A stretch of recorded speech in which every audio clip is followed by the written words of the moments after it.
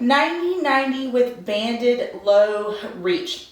This is a kind of complicated drill, but we're going to go through it together, and always know that it's a work in progress, but it's one that I really love for opening up the chest and just starting to tap into deep core, proximal hamstrings, and a lot of really amazing things. Okay, so you can use a band, you can use a towel, you can also not use a band if you'd rather just kind of like reach with your arms low. I just like the band for the reference, it kind of helps me, but you do you. So what's going to happen is you're going to get set up against the wall with your ankles, knees, and hips at 90 degrees. So notice that we don't want to have your hips way far away from the wall, and they're not also scooted right into the wall. Now, we want to make sure that you can feel your big toe, pinky toe, and your heel on the wall. So all 3 points of your foot need to make contact with the wall. The next step here is you're going to pull your heels down the wall, but not actually move your heels down the wall. This is going to create tension in the back of your legs and your hamstrings.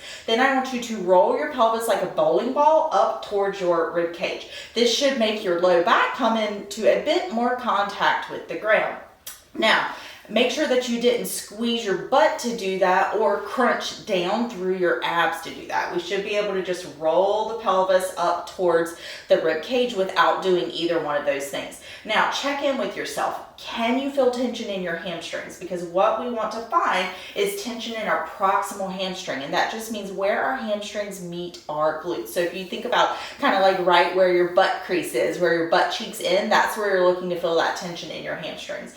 Just sit with it for a bit if you don't feel like you've quite found it yet, and play with pulling down the wall with your heels a bit more. I'm not pushing into the wall. I am pulling down the wall. Sometimes people will say, oh yeah, I feel it only behind my knee. Well, then we need to play with kind of moving the pelvis a bit more posteriorly towards the rib cage. And you can also play with scooting your hips back just a tiny bit more, or scooting your hips towards the wall a tiny bit more. So find the position that works for you to find your proximal hamstrings. This is really important. Now, the next thing that we're going to do is you're going to have your band. I'm going to show you just with my hands to make it a little bit easier, but you have your palms up towards the ceiling, and you're just going to hold your band behind your legs. If it feels more comfortable for you to kind of bend your arms and hold it in front of your legs, totally fine. I just like it behind. It really doesn't make that big of a difference.